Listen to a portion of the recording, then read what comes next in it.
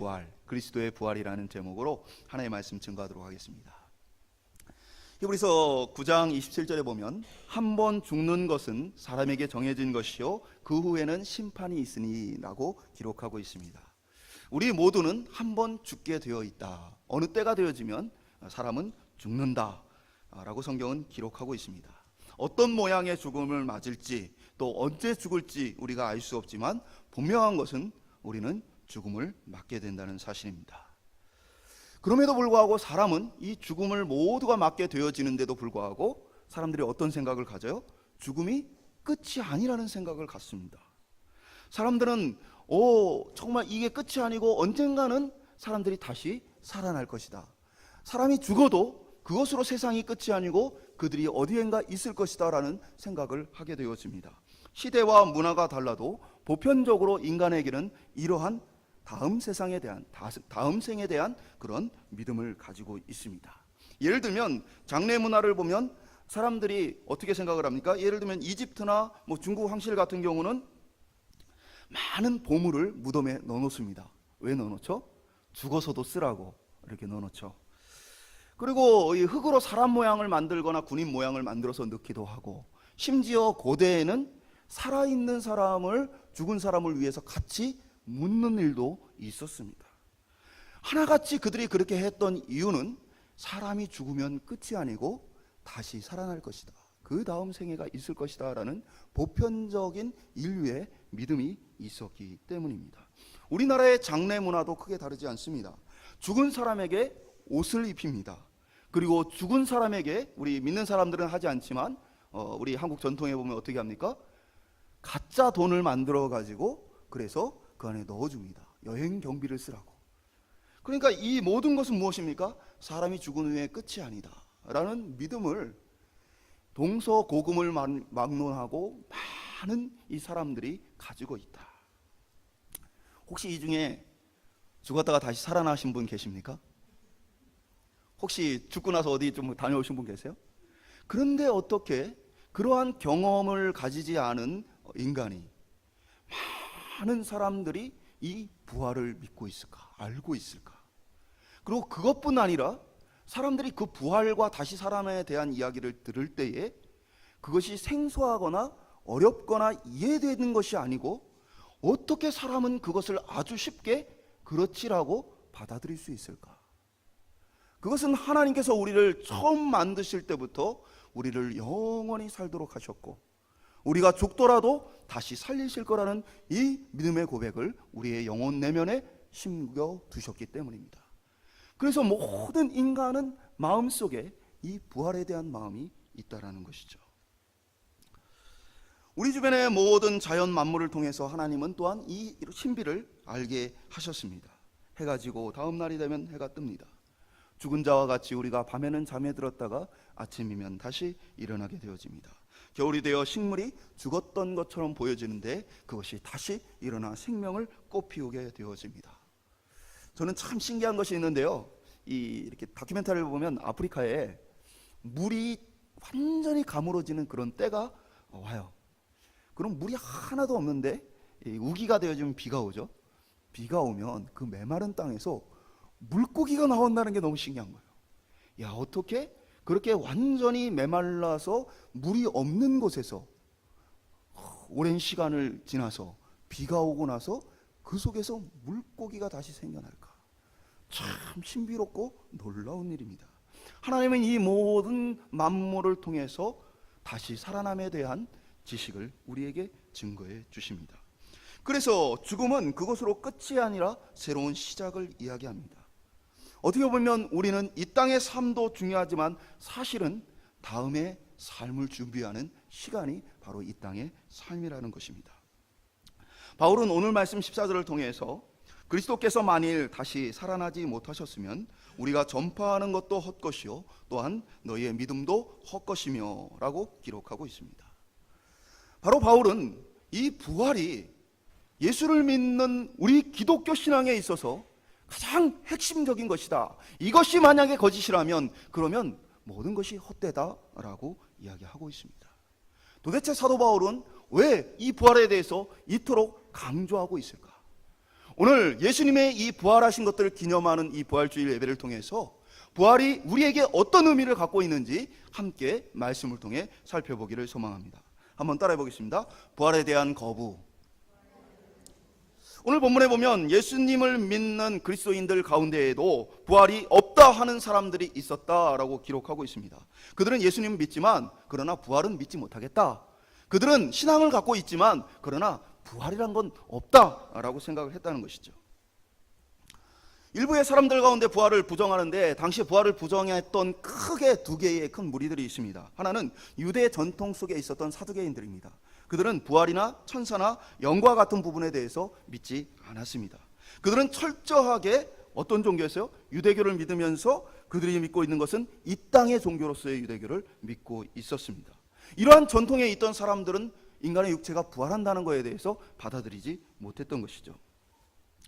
그들의 그러한 신학 사상은 그들의 삶에도 영향을 주었습니다. 그렇게 믿으니까 인간의 부활이 없다라고 믿으니까 이들이 어떻게 살아요?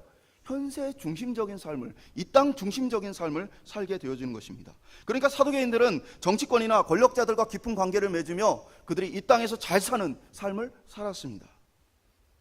그래서 바리새인들과는 항상 논쟁과 시비가 있었습니다. 바리새인들은 부활과 영혼을 믿었습니다. 그리고 바리새인들은 천사를 믿었습니다.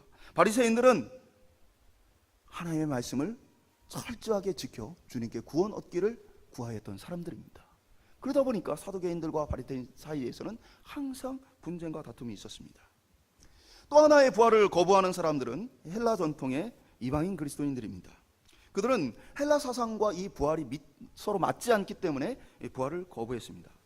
그들은 영혼의 부활은 믿지만 그러나 육체의 부활은 그들은 거절하고 거부했습니다. 헬라 사상에 보면 그리스 철학에 플라톤이 당시에 이제 어떤 생각을 갖고 있었습니까? 인간의 영혼은 고귀하고 거룩한 것임에 불구하고 그 영혼이 이 육체에 갇혀 있기 때문에 육체를 감옥이라고 봤습니다. 인간의 영혼을 제한하고 정말 부질없게 만들고 악하게 만드는 욕망과 모든 것이 인간의 육체에서 나온다고 생각하기 때문에 그들은 육체를 더러운 것으로 봤습니다. 그러다 보니까 거룩해지고 온전해지는 것은 어떤 것입니까? 죽음, 육체를 버리고 영혼으로 거듭나는 것이 그들은 온전한 구원이라고 생각을 했기 때문에 육체의 구원을 거절했던 것이죠. 그래서 우리가 학교에서 배운 용어를 보면 이데아라는 게 있죠. 플라톤이 말하는 이데아는 천국과 굉장히 비슷하지만 어떤 부분이 다릅니까? 그곳은 인간의 육체가 존재하지 않는 곳입니다. 영혼의 공간인 것이죠. 그러니까 그러한 이 철학적인 사상 속에 젖어들었던 이방인들 속에서 그리스도의 이 철학 속에서 이 갇혀있던 이들 속에서 예수 그리스도를 믿기는 하지만 부활에 대해서 인간의 육체가 부활한다는 것에 대해서는 받아들이지 못했던 사람들이 당시에도 많이 있었던 것을 보게 되어집니다. 사도 바울은 그러한 고린도의 성도들을 향해서 강력하게 증언합니다. 부활이 없다면 우리가 믿는 모든 것이 헛되다. 예수 그리스도의 십자가를 믿는 것만으로도 부족하다라고 사실은 이야기한 것입니다. 복음은 상대가 받아들이기 편하도록 왜곡해서 전하는 것이 아닙니다. 우리에게 주어진 역할은 증인의 역할입니다. 증인은 보고 듣고 믿는 것을 증언할 뿐입니다. 새로운 이야기를 하거나 보지 못한 것을 이야기하거나 본 것을 못 본 채 한다면 그것은 증인으로서의 역할을 잘 하지 못하는 것입니다. 곧 이 사람들이 이러한 것들을 받아들이기 어렵다면 그 부분을 제외하고 복음을 전하자, 예수 그리스도의 십자가만 전하자 할 수 있지만 사도 바울은 아니다. 예수 그리스도의 십자가를 믿는 것만으로는 안 된다. 부활이 만약에 없다면 그것이 거짓이라면 우리가 전하는 이 십자가마저도 사실은 헛것이다 라고 이야기를 하고 있는 것입니다. 실제로 많은 그리스도인들이 이 땅의 삶에 너무 많이 치우쳐 있습니다. 부활에 대한 생각과 부활에 대한 믿음을 사실 갖지 않고 신앙생활을 하는 분이 많이 계십니다. 그러다 보니까 자꾸만 이 땅에서 잘 살고 잘 되는 것이 목표가 되어지는 이상한 그리스도인들이 나타나기 시작한 것이죠. 바울은 부활을 믿지 못하는 이들에게 예수 그리스도의 다시 살아나심을 우리가 읽은 6절을 통해서 그것을 눈으로 본 대다수가 아직까지 살아있다라고 말합니다. 그러니까 바울이 이 복음을 증거하던 그 시대까지만 해도 예수님께서 다시 살아나신 모습을 본 사람들이 많이 있었다라는 것이죠. 사람들은 이야기합니다. 그것도 다 거짓이 아닌가. 그리고 실제로 예수님께서 돌아가신 이후에 유대 땅에는 어떤 소문이 돌았냐면 예수님의 제자들이 예수님의 시신을 훔쳐갔다. 그래서 시신이 없는 것이다 라고 거짓 소문이 났습니다. 그 이유 중에 하나는 예수님을 지키고 있던 그 군인들을 갑자기 지진이 나고 바위가 깨쳐지고 그리고 예수님이 부활하셨을 때 그들은 두려움에 사로잡혀서 그들에게 단단히 지키라고 명하였던 대제사장에 가서 이야기를 합니다. 그러자 대제사장이 어떻게 합니까? 그들에게 돈을 주면서 뭐라고 해요? 예수님의 제자들이 예수님의 시신을 훔쳐갔다라고 보고를 하고 소문을 내라. 그래서 그 소문이 그때까지도 많이 있었습니다. 그러나 예수님의 제자들의 삶을 보면 그것이 또한 거짓이 아니라는 사실을 알게 되어집니다. 사도 바울이 지금 쓰고 있는 이때까지만 해도 예수님을 직접 살아나신 예수님을 눈으로 봤던 사람들이 주변에 많이 있었고, 더불어서 예수님의 제자들이 만약에 그 시신을 훔쳤다면 그들이 예수를 위해 희생하고 죽을 이유가 없습니다. 그렇죠. 그들이 예수님을 믿는다는 이유로 박해를 당하고 예수님을 믿는다는 이유로 끌려가서 협박을 당했습니다. 그런데 그들이 심지어는 예수를 위해 자신의 생명을 드리고 순교하여 죽었습니다.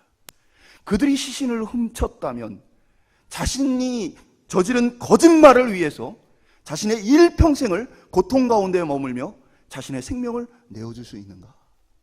사실은 그렇지 않았다는 것이죠. 예수님의 제자들 가운데서도 예수님이 다시 살아나는 이 사실을 믿지 못하는 사람이 있었습니다. 예수님은 찾아가서 그들로 하여금 너의 눈으로 보고 손으로 만지고 옆구리에 창자국에 손가락을 넣어 믿는 사람이 되라 라고 말씀하셨습니다. 제자들에게 찾아와서 인격적인 만남을 통해서 예수 그리스도의 다시 살아나심을 그들로 믿게 하셨습니다. 어떻게 보면 이 땅을 살아가는 우리에게 다시 살아난다, 부활한다 라는 것은 허무하게 들리고 이상하게 들릴지 모릅니다. 잘 믿어지지 않을지도 모릅니다. 그러나 분명한 것은 그것보다 더 신기하게 우리가 이 부활을 너무나도 잘 알고 있다는 사실입니다. 오늘 성령님께서 우리 가운데 그 부활을 믿고 따를 수 있도록 은혜 주시기를 간절히 축원드립니다. 두 번째 따라 보겠습니다. 예수 그리스도의 부활이 우리의 미래를 보여준다. 우리가 지난 시간에 예수 그리스도의 십자가의 의미를 살펴봤습니다. 십자가는 우리를 향한 사랑이고 하나님의 증거였습니다. 얼마나 우리를 사랑하는지 보여주시는 증거였습니다. 십자가는 죄로 마땅히 죽어야 할 우리 대신에 주님께서 친히 어린 양이 되어서 제물이 되셔서 우리를 향해 대신 죽으신 사건이었습니다. 그리고 그것을 통해서 하나님께서 우리를 처음 지으셨던 그 모습으로 회복하실 것을 보여주시는 사건이기도 했습니다. 그래서 예수님은 요한복음에 보면 십자가에서 죽기 전에 마지막으로 다 이루었다라는 말씀을 남기십니다. 다 이루었다. 이 얘기는 상인들이 쓰던 단어였습니다. 물건을 살 때에 오늘날에도 큰 상인들이 거래를 할 때 현금을 주고 물건을 다 사지 않죠. 신뢰관계 속에서 빚을 얻어서 물건을 가져오고 나중에 물건을 팔아서 그 돈을 갚게 되어집니다. 그때 여기에 쓰여진 단어가 뭐냐면 내가 빚을 갚았다, 다 갚았다라는 뜻입니다. 그러니까 예수님 십자가에 죽으실 때 마지막 남기신 말씀은 내가 이 땅에 있는 이 죄인들의 모든 죄값을 다 갚았다, 이제 다 끝냈다라는 선언을 하시고 돌아가셨던 것이죠. 그런 의미에서 보면 십자가는 우리 구원의 한편의 완성처럼 보여집니다. 주님이 다 갚으셨으니까. 그런데 그럼에도 불구하고 오늘 사도 바울이 예수 그리스도의 십자가만으로 모든 것이 끝났다고 말하지 않고 십자가를 믿어도 부활을 믿지 않는다면 그것은 헛되다라고 말하고 있는 것이죠. 왜 그렇습니까? 부활은 앞으로 우리에게 일어날 십자가로 말미암아 구원 얻은 우리의 앞으로 일어날 미래를 보여주기 때문입니다. 부활 역시도 또 하나의 증거입니다. 예수님의 십자가에서 행하신 일이 우리에게 어떤 결과를 가져오게 되어지는지를 보여주는 것이라는 사실이죠. 오늘 본문은 죽은 자가 살아나는 것이 사실이기에 예수님께서 다시 살아나셨고 우리도 그와 같이 부활할 것이다. 이 부활은 예수님만의 부활이 아니고 우리의 부활이다 라고 말하고 있습니다. 그에게는 바로 놀라운 변화가 일어납니다. 바로 그것이 부활의 변화입니다. 사도 바울도 이 예수 그리스도의 부활을 믿음으로써 이 땅을 살아갈 때 어떻게 살아갑니까? 이 땅의 미련을 버리고 주의 영광을 위해 살아가게 되어졌던 것입니다. 예수 그리스도가 죄를 대신하여 죽으심으로 죄가 우리를 지배하지 못하도록 하고 죄로부터 자유가 선포되었습니다. 그리고 그 십자가 그리고 그 부활은 이제는 우리가 예수 안에서 다시 살아나게 된 것을 이야기합니다. 그 성경은 뭐라고 얘기해요? 거듭났다라고 표현합니다. 부활은 뭘 얘기하는 거예요? 거듭남을 이야기한 겁니다. 우리가 다시 생명을 얻고 회복되어지고 살아날 것을 이야기합니다. 예수를 믿고 우리가 이제 새로워졌고 새로운 피조물이 되었고 그것이 우리 안에 시작되었다라고 말합니다. 그러나 그 완성이 이 부활을 통해서 그 끝이 우리에게 보여진다는 사실인 것이죠. 이때부터는 생명의 법이 우리를 지배하기 시작합니다. 이때부터는 우리가 죄에 노예되어지지 않고 예수 그리스도의 법을 쫓아가는 능력이 우리 안에 일어나게 되어집니다.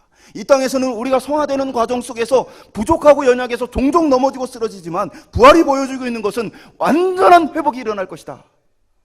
완전히 그리스도와 하나님과 함께 하나 되어지는 변화가 우리 안에 영광스러운 변화가 일어나게 되어질 것이다. 우리에게 말하고 있는 것입니다. 사랑하는 여러분, 생명의 이 역사 가운데 거듭나셨습니까? 거듭나셨으면 이 부활의 놀라운 역사가 우리 가운데 나타날 것입니다. 죽어서 우리의 육체가 부활하게 되어지고 우리는 영원한 하나님과의 교제 속에 살게 되어질 것입니다. 참 저는 성경을 볼 때마다 그런 생각이 들어요. 영원하다. 어떻게 인간이 영원을 알아요? 영원히 살아본 적도 없고 영원히 존재하는 것도 이 땅에 없습니다. 그런데 인당은 영원하다라는 말을 쉽게 받아들입니다. 어떻게 인간이 그걸 이해할 수 있을까요? 어떻게 인간이 그것을 쉽게 받아들일 수 있을까요? 최근에 어떤 일이 있었습니까? 이 과학계에서, 천문학계에서 블랙홀을 발견했습니다. 수학적으로 계산을 해가지고 우리 지구보다 큰 만원경을 가상으로 만들어서 그것을 붙여서 블랙홀, 아주 멀리 있는 블랙홀을 탐사했습니다. 그리고 내린 결론이 뭐였습니까? 아인슈타인이 말했던 그 이론이 실제한다 라고 얘기했어요. 아인슈타인의 이 블랙홀에 관한 이론을 여러분 이해하세요? 설명을 해도 저도 잘 이해가 안 가요. 저 머리가 나빠서 그런가요? 개념이 그 속에 없어서 그래요. 그런데 이 블랙홀하고는 비교도 할 수 없는 인간이 영원하다라는 이 사실을 과학적으로 증명되어지지도 않고 증명할 수도 없고 어떻게 할 수 없는 그것을 인간은 너무나 쉽게 이해해버리고 받아들일 수 있게 되어진 거죠. 왜 그렇습니까? 하나님이 우리를 만드셨고 하나님 만드신 우리 속에 그 지식이 있기 때문입니다. 마찬가지로 영원한 육체의 부활과 삶에 대한 이 지식이 우리 안에 있는 것은 이 부활이 앞으로 우리에게 다가올 분명하고 확고한 미래이기 때문입니다. 세 번째 따라해 보겠습니다. 부활에 대한 믿음이 이 땅의 삶을 결정한다. 부활은 죽음으로 끝나는 인생의 여정이 아닌 다시 살아남과 영광을 우리에게 보여줍니다. 부활을 알면 우리의 삶이 새로워집니다. 19절에 보면 만일 그리스도 안에서 우리의 바라는 것이 다만 이 세상의 삶뿐이면 모든 사람 가운데 우리가 더욱 불쌍한 자이리라. 옆 사람들에게 한번 이야기해 볼까요? 참 불쌍하십니다. 어떻게 오늘 이 시간에 여기 계십니까? 사랑하는 여러분, 진짜 그렇죠. 세상에 즐길 것이 많고 놀 것이 많아요. 그리고 돈 벌 것도 많아요. 할 것도 많고 즐길 것도 많고 또 나를 위해 정말 재산도 쌓을 수 있는 이 시간에 우리는 이 자리에 나와 있어요. 근데 우리보다 더한 사람들이 있죠. 우리 금요일 날 함께 나눴던 선교사님 이야기 나눴죠. 예수를 증거하다가 붙잡혔어요. 그분이 경찰에게 복음 전한 게 처음이 아니에요. 공항에서 예수 믿으라고 이 성경책을 계속 경찰들에게도 전달했었어요.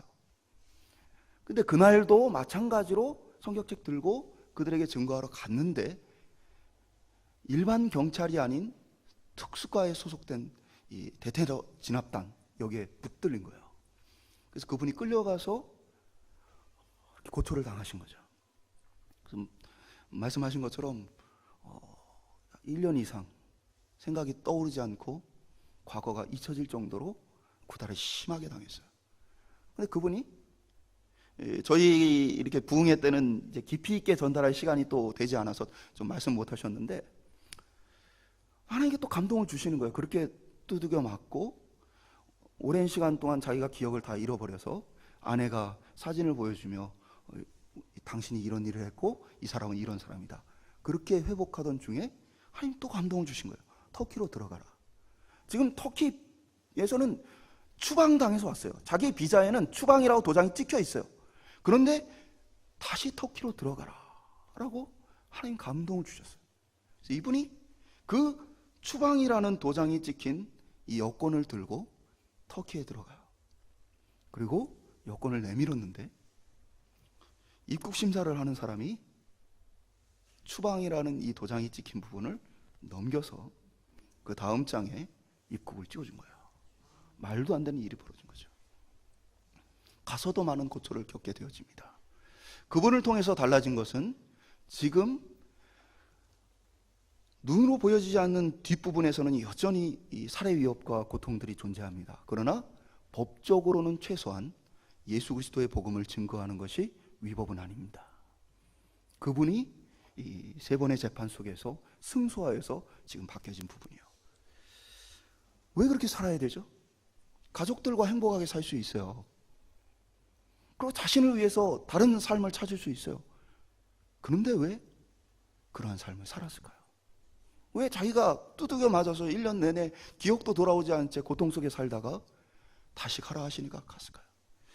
제가 중국 베이징에 선교를 갔던 일이 있는데 거기에 갔던 집회에 참석했던 분 중에 조선족 분들처럼 보이는 분이 계셨어요. 한국말을 하니까 조선족인 줄 알았는데 나중에 개인적으로 서로 얘기를 하다 보니까 북한에서 탈북하신 분들이에요.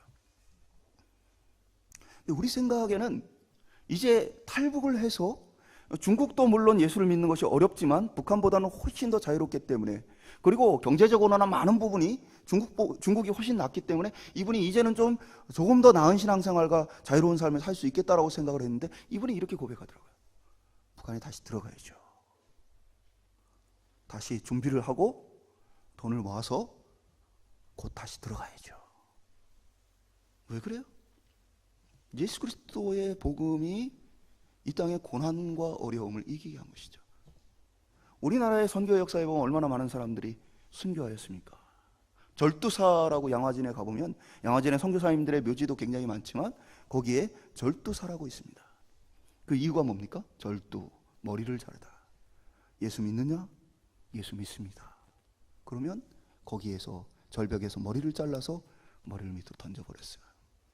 수많은 사람들의 행렬이 그 안에서 생명을 내어 던졌습니다. 왜 그렇게 할 수 있죠?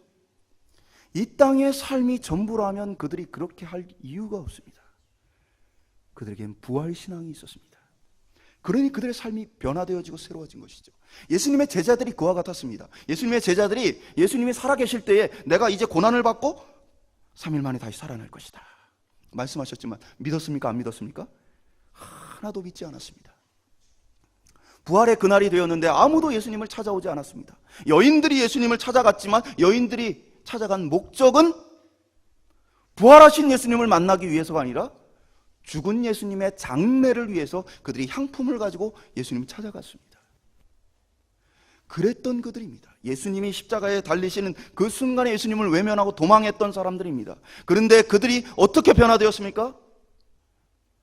예수님을 위해서, 복음을 위해서 그들이 붙들렸을 때에 그들이 고난과 채찍을 맞고 나오면서 뭐라고 말합니까?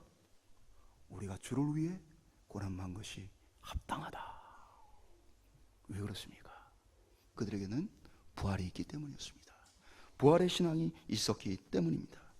부활이 없는 자는 이 땅의 편안함을 이겨낼 수 없고, 부활이 없는 자는 이 땅과 타협하며 굴복하게 되어집니다. 그러나 부활의 소망이 있는 자들은 주님을 다시 만날 그 시간을 기대하며 살아가게 되어집니다.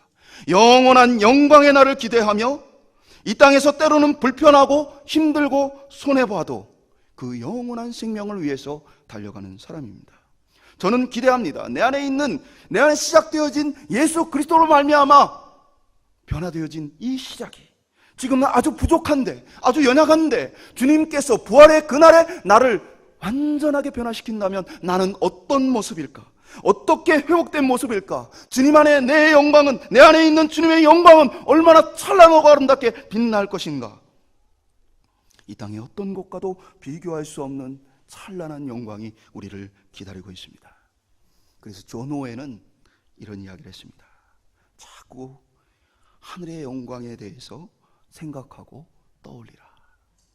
하늘에 대해서 묵상하면 묵상할수록 이 땅을 바로 볼 수 있게 되어진다. 이 땅의 영광으로부터 멀어질 수 있게 되어진다. 우리의 눈은 그리스도의 부활과 그의 영광을 바라봐야 합니다. 이 한 주간도 하늘의 영광과 영원한 부활의 이 소망을 깊이 있게 묵상하시며, 혹시 믿어지지 않는다면 주님, 내게 믿음을 더하여 주옵소서. 그리고 내가 주님의 이 약속을 잊고 살았다면 주님, 이제 내가 이것을 간절히 바라보며 살 수 있도록 내게 믿음을 더하여 주옵소서. 구할 수 있기를 간절히 소망합니다. 주님께서 우리에게 맡기신 사명이 있습니다. 무엇입니까? 하늘과 땅의 모든 권세를 내게 주셨으니 이제 너희는 가서 모든 민족으로 제자를 삼고 아버지와 아들과 성령의 이름으로 세례를 주고 주의 말씀을 따라 지켜 살 수 있도록 그들을 돌보라고, 자기의 양을 치고 돌보라고 우리에게 명령해 주셨습니다. 사랑하는 여러분, 부활의 이 소망을 가지고 우리 안에서 복음을 위해 살 수 있는, 이 땅의 영광이 아니고 복음을 위해 정말로 영원한 가치를 위해 살 수 있는 저와 여러분 될 수 있기를 주님 이름으로 간절히 축원드립니다.